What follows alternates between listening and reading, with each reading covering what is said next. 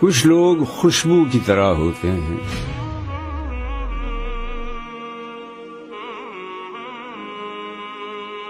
ساتھ نہ رہیں تو گمان میں رہ جاتے ہیں، یاد جن کی کسی جھونکے کی مانند بن کہے چلی آتی ہے،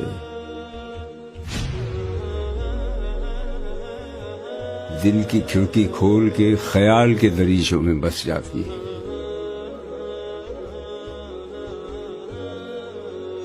شہر کے شہر جیسے ان میں گم ہو جاتے ہیں،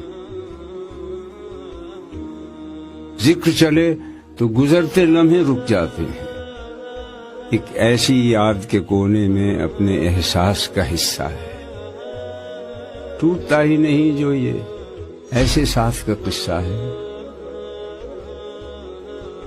اس قصے کو جیتے ہیں ہم ایک خوشبو کی کہانی میں۔ ثم السبیل یسرا، پھر اس کے لیے راستہ آسان کر دیا، راستے آسان کر دیے۔ پہلے بچپن ہے، پھر آہستہ آہستہ جوانی کی طرف جا رہا ہے، پھر بڑھاپے کی طرف جا رہا ہے۔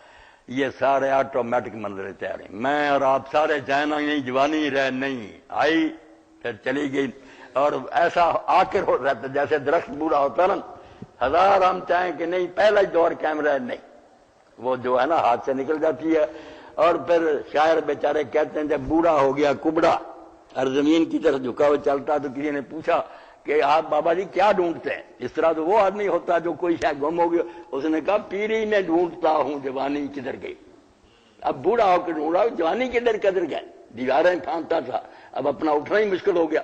تو فرمایا پھر اللہ تعالیٰ نا زبردستی راستے پر چلاتا جاتا ہے، بچپن ہے پھر جوانی کی طرف جا رہا، پھر الا لیت الشباب یعود یوما۔ اب شاعر کہتا کہ کاش جوانی لوٹ کر آتی تو میں اسے بتاتا کہ تو جوانی تھی تو اس وقت بڑھاپے نے میرے ساتھ کیا کیا۔ آنکھیں جواب دے گئی، ٹانگیں کانپنے لگی۔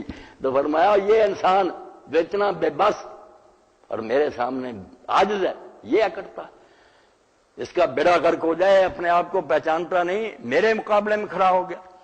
ثم اماتہ فاقبر، پھر وقت آتا ہے دنیا چھوڑتا، ہر چیز سامنے ہوتی ہے، دیکھتا بڑی محنت سے محل بنائے تھے، یہ اولاد کو پالا پوسا تھا، یہ جاگیریں جائیدادیں تھی، مگر چھوڑ جاتا، ساتھ کوئی چیز نہیں جاتی، خالی یاد۔